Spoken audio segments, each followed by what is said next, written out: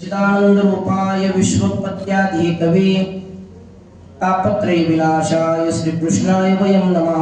नमामि सद्गुरुं शान्तं सच्चिदानंद विग्रहं पूर्ण ब्रह्म प्राणंद मीशमानंदी वल्लभं। ज्ञानेश भगवान विष्णु निवृत्तिर भगवान हरः सोपान भगवान ब्रह्म मुक्ताख्य ब्रह्मचित्कला योऽन्त प्रविश्य मम वाचमिमां प्रसुप्तां सञ्जीवयति कृशक्तिधर स्वधाम्नाम् अन्यं च हस्तचरण श्रवणप्रदादिं प्राणन्नमो भगवते पुरुषाय तुभ्यं। तुका भासला मानवी वेशधारी परिहारीला विग्रही निर्विकारी स्वय श्री हरि व्यापक सर्व जीवात्मका पूजितो हा परब्रह्म जीवा कलावज्ञ जीवोद्धारकावतारं कलांकांक तेजो दिकामोदि वक्त्रं कलानीश पाद पुनोदान दक्षं समाधिस्तमूर्तिं भजे ज्ञानदेवं सकळ ही तीर्थे निवृत्तीचे पायी तेथे गुरुदेवी माझ्या मना आता मी न करे भ्रांतीचे भ्रमण वृत्ती सीमार्जन केले असे पतिव्रते जैसा व्रतार प्रमाण आम्हा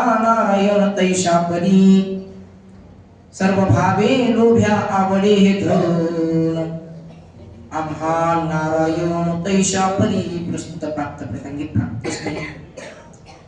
भगवत चिंतन रूपी सेवे करता निवडलेला अभंग षडगुण ऐश्वर्य संपन्न जगन्नाथ पंढरीचे परमात्म्याचे लाडके लढीवाळ भक्त जगद्वंदनी जगद्गुरु तुकोबाराय महाराजांचा 3 चरणाचा उत्कृष्ट असा आपल्या अंतःकरणातील भगवान परमात्म्याविषयी असणारी अनन्यता प्रकट करणारा अभंग आजच्या सेवेकरता विचारात घेतलेला आहे। या अभंगामध्ये जगद्गुरु तुकोबाराय आपल्या अंतःकरणातील भगवान परमात्म्याविषयी जी एकनिष्ठता आहे अनन्यता आहे ते अनन्यता प्रकट करतायत। या अभंगावर अल्पस चिंतन मांडण्यापूर्वी थोडासा परिहार देणं अत्यंत गरजेचं आहे। गुरुदेव नानांच्या आशीर्वादाने मार्गदर्शनाने चंद्रकांत महाराजांच्या सहकार्याने पंडित बाबांच्या भजनाने आपण गात नाचत अतिशय आनंदाने आपला हा पायवारी सोहळा भगवान श्रीक्षेत्र कपालेश्वरांच्या चरणापासून निघून आपण आज नाशिक येथे दुपारच्या आपल्या ठेप्यावर येऊन पोहोचलेलो आहोत। आणि त्या प्रवचनाची सेवा गुरुदेव नानांच्या आज्ञेने माझ्या वाटेला आली ही मी माझं परम भाग्य समजतो। नानांच्या चरणी एकदा विनम्र भावे अभिवादन करतो। तसेच आजचे अन्नदाते चंद्रकांत बापू सावकार देवमन शामभाऊ सावकार आणि भाऊसाहेब मोठाभाऊ सावकार जोरणकर या तिघांनी मिळून हे अन्नदानाची आजची सेवा आहे। त्यांनाही मनापासून धन्यवाद देतो। भगवान निवृत्तीला दादांकडे प्रार्थना करतो की त्यांची अशी सत्कर्माची वृत्ती वृद्धिंगत हो, त्यांना निरोगी आयुष्य भगवान परमात्मा देव अशी भगवान परमात्म्याकडे प्रार्थना करतो आणि जास्त परिहार न लांबवता लगेच चिंतनाला सुरुवात करतो। चिंतनासाठी निवडलेला अभंग जगद्गुरु तुकोबारायांचा आहे। या अभंगामध्ये तुकोबाराय भगवान परमात्म्याविषयी आपल्या अंतःकरणातील असणारी एकनिष्ठता अनन्यता प्रकट करतायत। पतिव्रते जैसा प्रकार प्रमाण आम्हा नारायण तैशा परी तुकोबाराय अनन्यता प्रकट करतात। अनन्यता कशाला म्हणावं तर नारद महर्षी नारद भक्ती सूत्रामध्ये वर्णन करतायत अन्य आश्रयाणां त्यागो इति अनन्यता। अन्य आश्रयांचा त्याग करणं आणि एकाच्याच आश्रयाने राहणं याला म्हणतात अनन्यता। म्हणजे त्याच्याशिवाय दुसरं कोणीच नाही। तुकोबाराय म्हणतायत तुकोबारायांच्या गाथ्यातले शब्द तुकोबाराय वर्णन करतात देवा आम्ही मेलो तरी चालेल पण तुमची चरण सेवा आम्ही सोडणार नाही। तुका म्हणे आम्ही मेलो तरी जाणार परी तुमच्या चरणा न सोडावे। तुकोबाराय म्हणतात देवा आम्ही मेलो ना तरी सुद्धा तुझे चरण आम्ही सोडणार नाही। याला म्हणतात एकनिष्ठता, याला म्हणतात अनन्यता। अनन्यतेबद्दल बोलायला गेलं की आता बघा आई लेकरू आईशी कसं असतं अनन्य असतं पण त्याच्या एकनिष्ठतेमध्ये अनन्यतेमध्ये बाधा येऊ शकते। कारण प्रसूती काळाच्या वेळेमध्ये काही वेळेस माता मरण पावते पण मरण पावल्यानंतर त्या बाळाला वागवण्यासाठी गाईचं दूध पाजून बाळ जिवंत राहतं। त्यांच्या एकनिष्ठतेमध्ये बाधा येते पण माऊली ज्ञानोबाराय असं वर्णन करतायत मासा पाण्याशी कसं आहे अनन्य आहे एकनिष्ठ आहे पण मासा पाण्यातून काल लढा माराल फक्त 4च दिवस जिवंत राहतो जास्त दिवस राहत नाही। 4 दिवस हा फक्त 4 दिवस नाही लगेच मरण पावतोय। मासा पाण्याशी कसं आहे एकनिष्ठ आहे अनन्य आहे। महापुरामध्ये नदीमध्ये काही मासे एका सद्ग्रस्ताला दिसले त्याने त्या माशांकडे पाहिलं, त्याला त्या माशांची दया आली. तो म्हटला एवढ्या गढूळ, आता महापुराचं पाणी कसं असतं, गढूळ असतं. तो म्हटला या गढूळ पाण्यामध्ये तुम्ही राहण्यापेक्षा एक काम करा. त्याने काय केलं, 25,000 लिटर पाणी मावेल एवढा ड्रम शेततळ तयार केलं आणि त्या शेततळ्यामध्ये गावरान तूप टाकलं. काय टाकलं, गावरान तूप टाकलं. त्या पुरातले मासे काढले आणि त्या गावरान तुपामध्ये टाकले. कोणी, त्या संत्रस्ताने त्या गावरान तुपामध्ये मासे टाकले.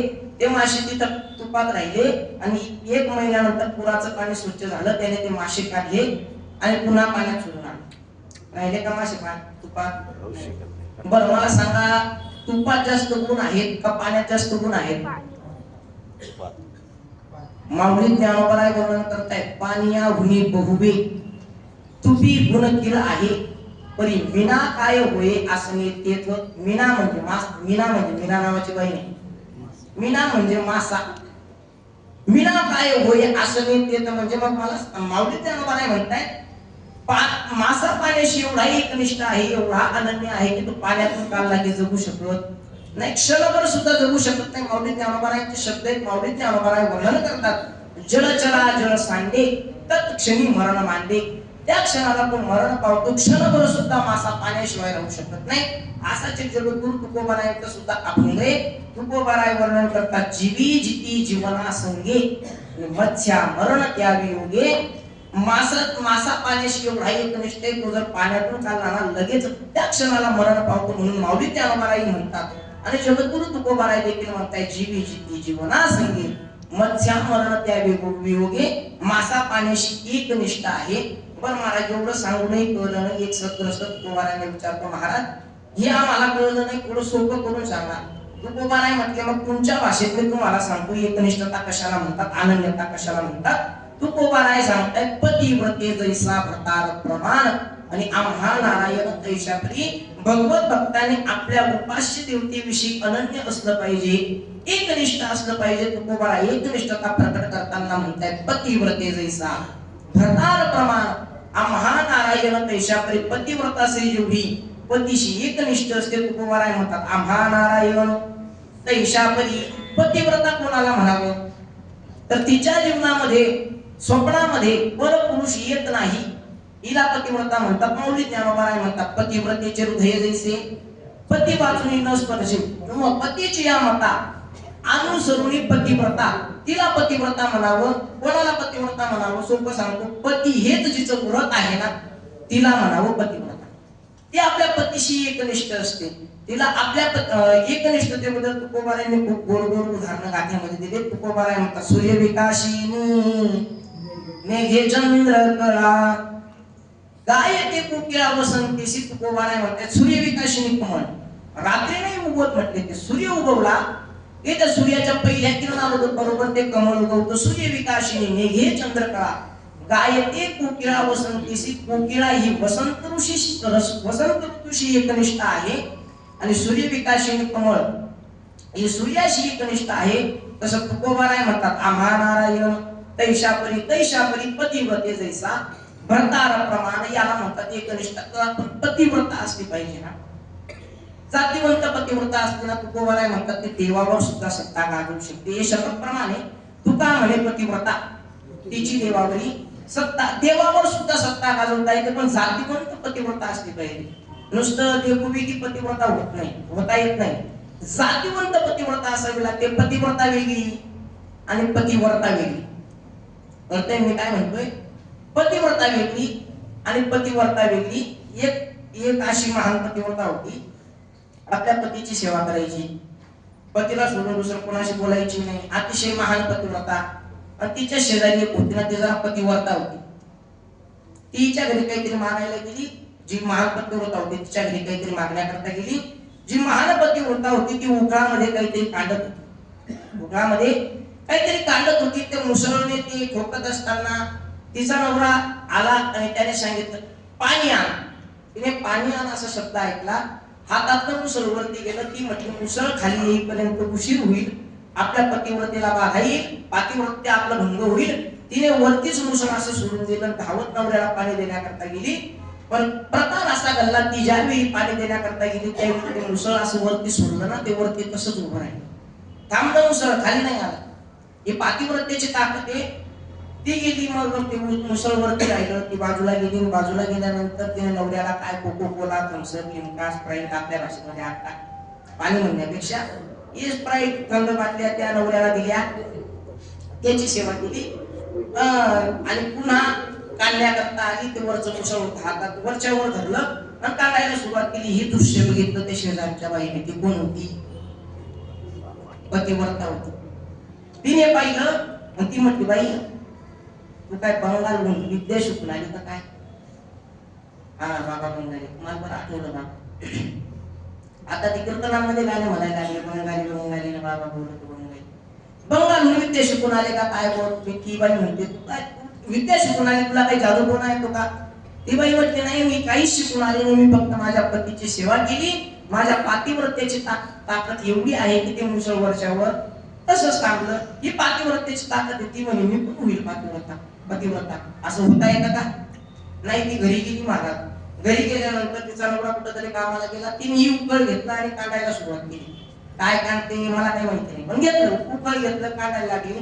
तिचा नवरा घरी आला, तो घरात शिरायला लागला. तिने सांगितलं, थांबा, मध्ये येऊ नका, पाणी मागा. काय मागा? पाणी मागा. तो म्हणे नाही घेतो मी, त्याला रोजची सवय होती. तो म्हणे घेतो मी, म्हणे नाही नाही पाणी मागा. तो म्हटला ना विलाशी घरात बसू देत नाही, पाणी मागितलं पाहिजे. त्याने पाणी मागितलं आणि हिने असं मुसळ वरती केलं आणि नवऱ्याला पाणी देण्याकरता जायला लागली. मुसळीचा हात सोडला. सोडल्या मुसळ जसं आलं तसं तिच्या डोक्यावर पडलं. तिचं डोकं फुटलं. मुद्दा एवढा आहे, देवभोगी माणसाला पतिव्रता होता येत नाही, जातीवंत पतिव्रता असावी लागते.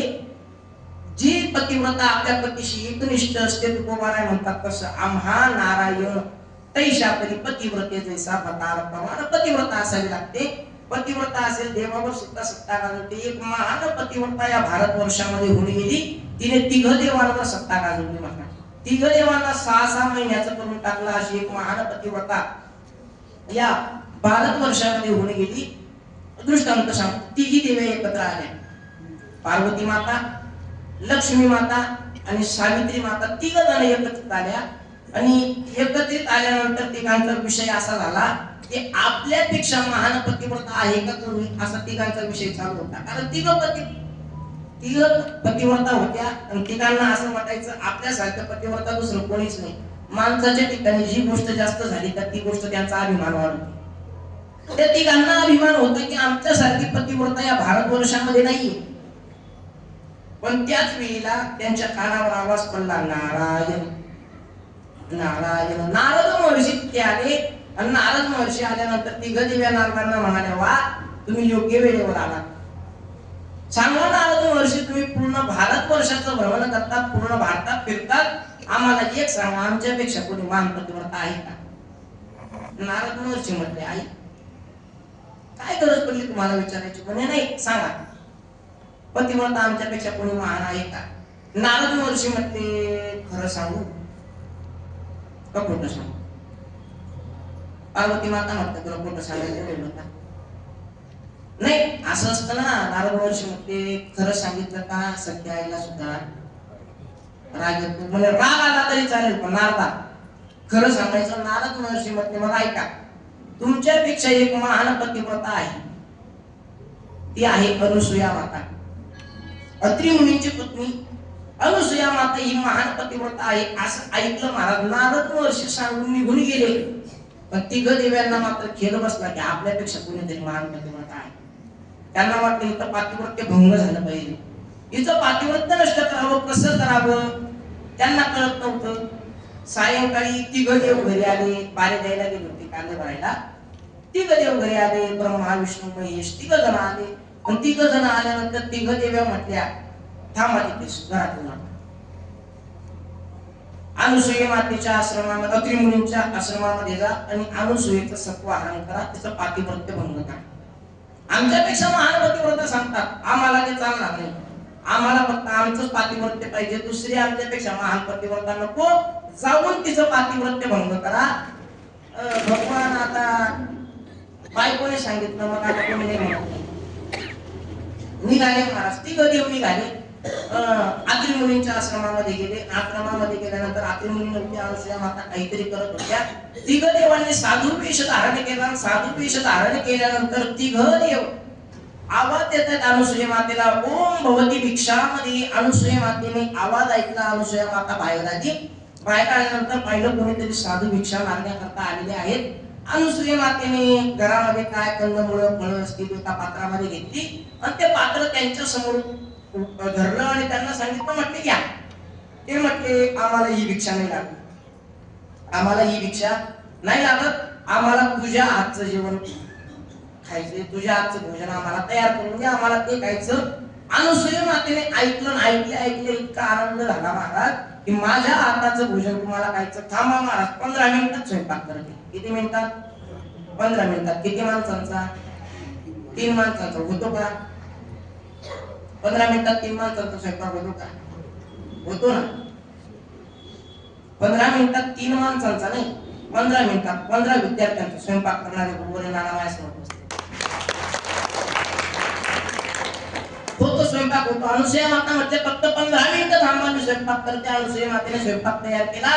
त्यावेळी तिघ देव म्हटले, तुम्ही तुमच्या हाताचं आम्ही भोजन खाऊ, पण आमची एक अट अशी, आम्हाला जेवण वाढताना तो विवस्त्र होऊन भोजन वाढावं अशी आमची इच्छा आहे.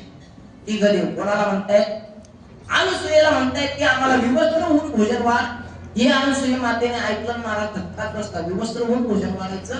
पण आत्री मुनींची पत्नी होती, तिने ओळखलं आपली काहीतरी परीक्षा साधली. आता परीक्षा चालू आहे म्हटल्यावर अनुसूया मातेने मागचा पुढचा विचार काहीच केला नाही. शेजारी अत्री मुनींचं कमंडलू पडलेलं होतं. कमंडलू घेतलं, हातावर पाणी घेतलं. पाणी घेतल्या तिघ देवांना महाराज 6-6 महिन्याचे लेकर करून टाकले. आता 6-6 महिन्याचे तिघ देव झाले. मला सांगा, अनुसूया मातेने भजा, गोडया, पापड, गुलाबजाम तयार केले असतील का? 6-6 महिन्याची मुलं जेवतात का? नाही जेवत महाराज. विभक्त होऊन अनुसूया मातेने त्यांना स्तनपान करवलं. तिघ देवांची इच्छा पूर्ण केली. पण आपल्या पातिव्रत्य म्हणून दिलं नाही. तिघ देवांना अनुसूया मातेने स्तनपान करवलं. आणि हे नारद महर्षींपर्यंत बातमी लवकर पोचली. आता नारदांचं कामच आहे. नारदांनी ऐकलं. नारद कुठे गेले? तिघ देवांकडे गेले. आता नारदांचं कामच वर्णनच आहे. मला चौ तोंडाचा पोर एक नारयही जाणार, तो खेळ्या माझी शहाणारे, कुचारी करून पोरे भांडवी, आपण राही वेगळा रे, गंगा गौरी दोन्ही भांडवी, संभ्याशी झालेले राहणारे.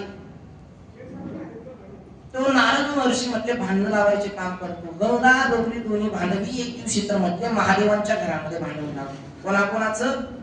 गंगेचं आणि पार्वतीचं. गंगा गौरी दोन्ही भांडवी. काय झालं? नारद महर्षी फिरत फिरत कैलासात आले. आणि कैलासात आल्यानंतर पार्वती माता बसलेल्या होत्या. भगवान शिव काही तिथे उपस्थित नव्हते. म्हटले आई साहेब तुम्ही तयारी नाही केली. म्हटले कशाची? आपण नववधू आणि वर आपल्या कैलासात येत आहे. म्हणजे कोणी लग्न केलं? म्हटलं आपले देव नाही का? आणि आपले देव म्हणजे कोण? महादेव. म्हणजे हो. अरे नाना मी इथं बसली, महादेवांनी कसं काय दुसरं लग्न केलं? म्हटले केलं. तुम्हाला तर फक्त कैलासातच बसवलं. तिला डोक्यावर घेतलं. कोण? गंगा. झालं मला दोघांचं भांडण सुरू. गंगा गौरी दोन्ही भांडवी, संभ्याशी राहिले राहणारे. संभ्या म्हणजे कोण?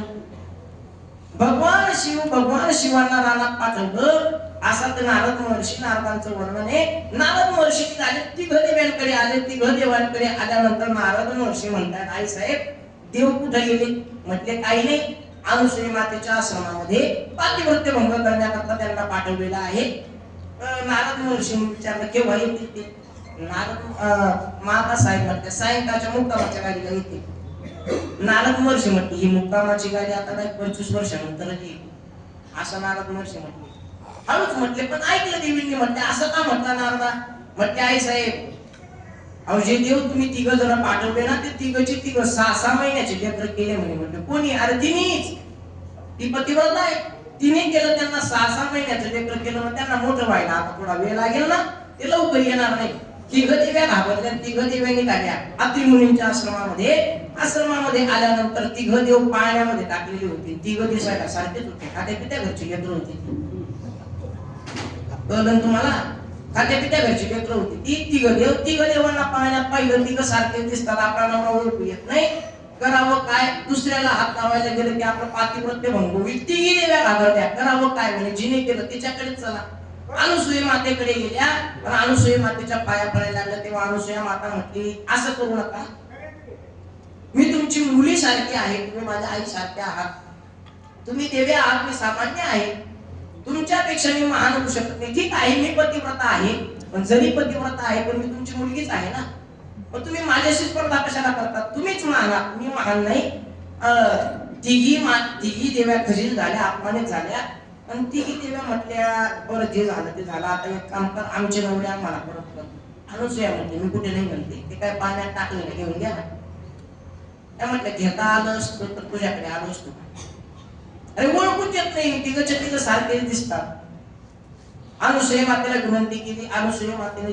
तिघ देवांना पूर्ववत केलं आणि पूर्ववत केल्यानंतर तिघ देवांनी अनुसूया मातेला आशीर्वाद दिला सांगितलं आम्ही तिघ देव तुझ्या पोटी जन्माला येऊ तो कथा भाग वेगळा आहे पण मला सांगायचं एवढं आहे की अनुसूया माता ही महान पतिव्रता आहे पतिव्रतेचे पातिव्रतेची ताकद एवढी आहे की तिघ देवांना सुद्धा 6 महिन्याची करू शकते देवावर सुद्धा सत्ता गाजवता येते तू का म्हणे पतिव्रता तिची देवावरील सत्ता पण अशी जातीवंत पतिव्रता असली पाहिजे देवभूमिकी पतिव्रता उडता येत नाही तसा जातीवंत भगवत भक्त असेल ना तो आपल्या देवाविषयी एकनिष्ठ असला पाहिजे अनन्य असला पाहिजे किती अनन्य असला पाहिजे तर महाराज वर्णन करतायत पतिव्रते जैसा भतार प्रमाण आम्हा नारायण तैशापरी हा दृष्टांत महाराजांना थोडासा कमी वाटला पुन्हा तुकोबाराय म्हणतायत सर्व भाग उभ्या आवडे हे धन आम्हा नारायण तैशापरी महाराज दुसरा दृष्टांत देताना वर्णन करतायत लोभी माणसाला जेवढं धन आवडतं ना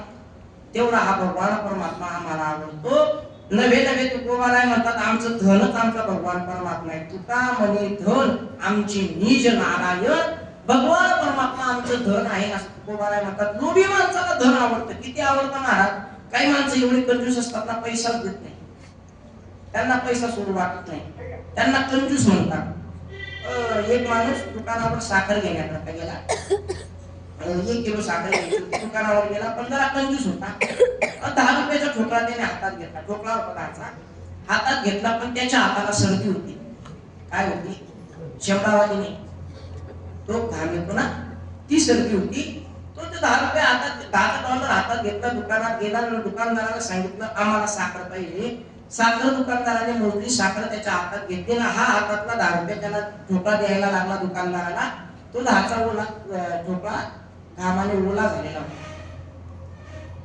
ओला झालेला 10 रुपये त्या 10 रुपया ठोकळा त्या कंजूस माणसाने पाहिला तो देत होता त्यानेच पाहिला तो म्हटला नाही तुला नाही द्यायचे पैसे तुझी साखर तुलाच ठेव म्हटले का तू काही कळतं का बघ ना 10चा ठोकळा ओला झालाय तुझ्याकडे यायला त्याला आवडत नाही तू रडतोय म्हणे कोण 10चा ठोकळा तो रडतोय त्याला तुझ्याकडे यावं वाटत नाही त्याला माझ्याकडेच राहायचे तुझी साखर तुलाच ठेव पुन्हा घेऊन याला म्हणतात कंजूस काही माणसं एवढे कंजूस असतात पंगत बसती आणि पंक्तीमध्ये एक माणूस तूप वाढण्याकरता उभा राहिला तूप वाढायला लागला मग तूप वाढता त्याने चम्मच नाही घेतला दामन घेतला काय घेतला दामन घेतला दामनाने असं एक थेंब लोकांना द्यायला लागला कंजूस दामनाने थेंब आता किती जाईल बरोबर एक थेंब तूप म्हणून त्याचं नावच ठेवलं दामनांना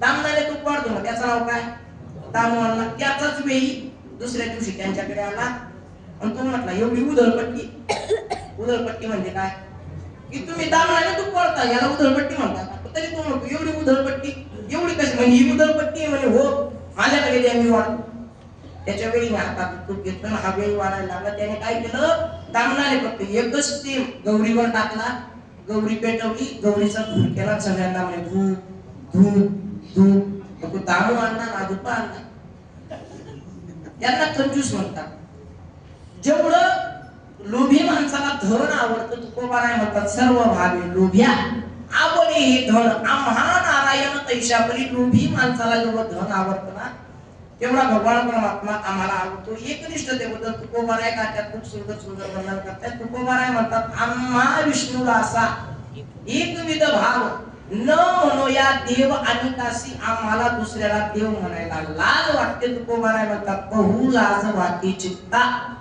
आणि काते देव म्हणता. आम्हाला दुसऱ्याला देव म्हणताना आमच्या चित्ताला लाज वाटते. आम्ही फक्त त्या पांडुरंग परमात्म्यालाच देव म्हणतो. आमचा एकनिष्ठ आम्ही त्याच भगवान परमात्म्याशी एकनिष्ठ आहोत. किती एकनिष्ठ आहोत.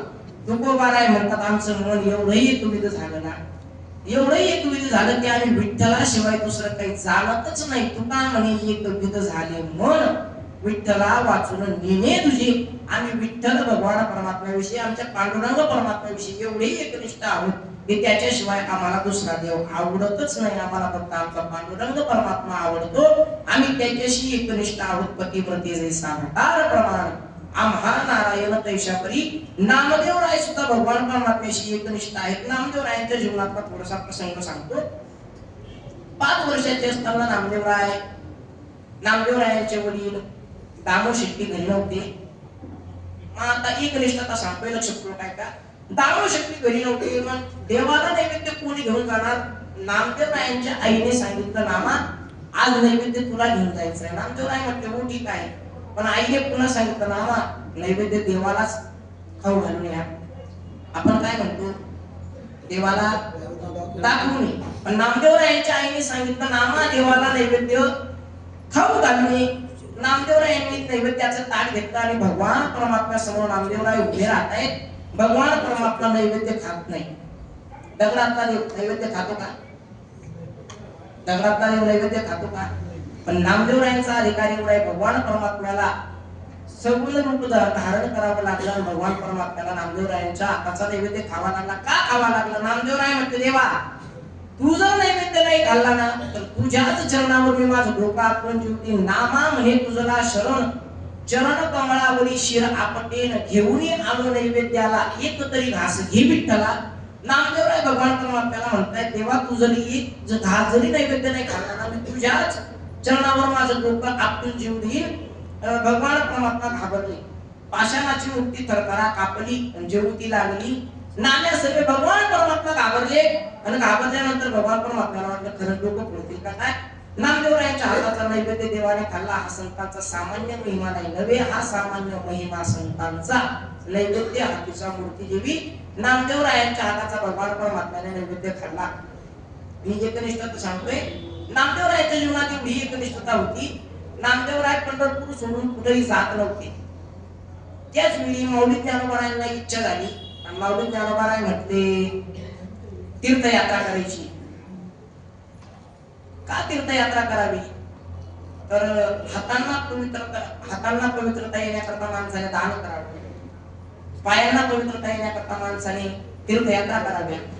हस्तो पवित्रम यदि दान पुण्यम पादो पवित्रम यदि तीर्थयात्रा मुखम पवित्रम यदि नाम घोष हृदयम पवित्रम यदि ब्रह्मनिष्ठा. पायांना पवित्रता निर्माण होण्याकरता माणसाने तीर्थयात्रा केल्या पाहिजे. काय केल्या पाहिजे तीर्थयात्रा केल्या पाहिजे. भगवान परमात्मा माऊली ज्ञानोबारायांना इच्छा झाली की तीर्थयात्रा आपण करावी. माऊली ज्ञानोबाराय पंढरपुरात आले. पण तीर्थयात्रेला कोणाला तरी सोबत घेऊन जावं. कोणाला घेऊन जावं तर नामदेवरायांचं नाव समोर आलं. आणि नामदेवरायांकडे माऊली ज्ञानोबाराय गेले सांगितलं म्हणते नामा चल आपल्याला तीर्थयात्रेला जायचं आहे. पण त्याच काही दिवसापूर्वी नामदेवरायांचं आणि देवाचं ठरलं होतं की तू मला सोडून जाणार नाही मी तुला सोडून जाणार नाही. एवढी एकनिष्ठता दोघांची होती. भगवान परमात्म्यालाही नामदेवरायांशिवाय करमत नव्हतं आणि नामदेवरायांना सुद्धा देवाशिवाय करमत नव्हतं. दोघांचं ठरलं होतं की आपण एकमेकाला सोडून जायचं नाही. माऊली ज्ञानोबाराय आणि नामदेवरायांना म्हणते चला आपण तीर्थयात्रेला जाऊ. नामदेवराय म्हटले नाही देवाने सांगितले सोडून जायचं नाही मी येणार नाही. माऊली ज्ञानोबाराय म्हटले आता एक काम करावं लागेल भगवान परमात्म्याकडे जावं लागेल. माऊली ज्ञानोबाराय निघाले आणि भगवान परमात्म्या समोर उभं राहताय तर सांगताय देवा तीर्थयात्रा करण्याची इच्छा आहे.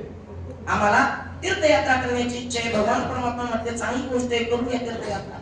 माऊली ज्ञानोबाराय देवाला म्हटले देवा एकट्याला नाही जायचं मला नामदेवरायांना सोबत घेऊन जायचं. भगवान परमात्मा म्हटले घेऊन जा. भगवान परमात्मा म्हटले घेऊन जा. नामदेवराय शेजारी चुकले होते. नामदेवराय म्हटले देवा कधीपासून खोटं बोलायला लागला. अरे तूच सांगितलं ना 2-3 दिवसापूर्वी तुझं माझं ठरलं तू मला सोडून जाणार नाही मी तुला सोडून जाणार नाही. पण तरी तू मला म्हणतोय खुशाल जा.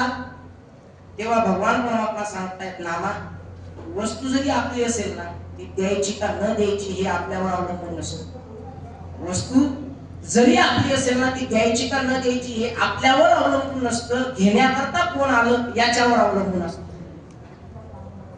अरे विश्वमाऊली ज्ञानोबा आहे तीर्थयात्रेसाठी तुझी संगती मागतात, नामा मी नाही म्हणू शकत नाही, तुला जावं लागेल.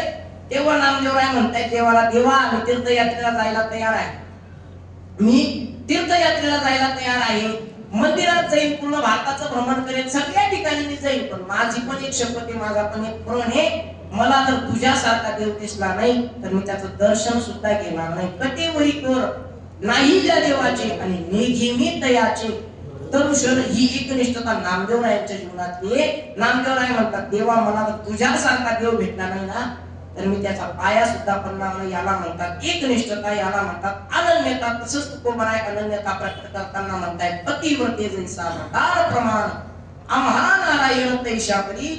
दुसऱ्या चरणात सांगतात सर्व भावी लोभ्या आवडे हे धन. लोभी माणसाला जेवढं धन आवडतं तेवढा भगवान परमात्मा आम्हाला प्रिय आहे. आणि शेवटी तुकोबाराय म्हणतात आमचं मन एवढं एकविध झालं, एवढं एकविध झालं की आम्ही विठ्ठला वाचून नेणे तुझी म्हणजे आम्ही भगवान परमात्म्याशिवाय दुसरं काहीच जाणत नाही. तुका म्हणे एकविध झाले मन विठ्ठला वाचून नेणे तुझे सर्व भावे लोभ्या आवडे हे धन आम्हा नारायण तैशापरी यथामती यथावकाश.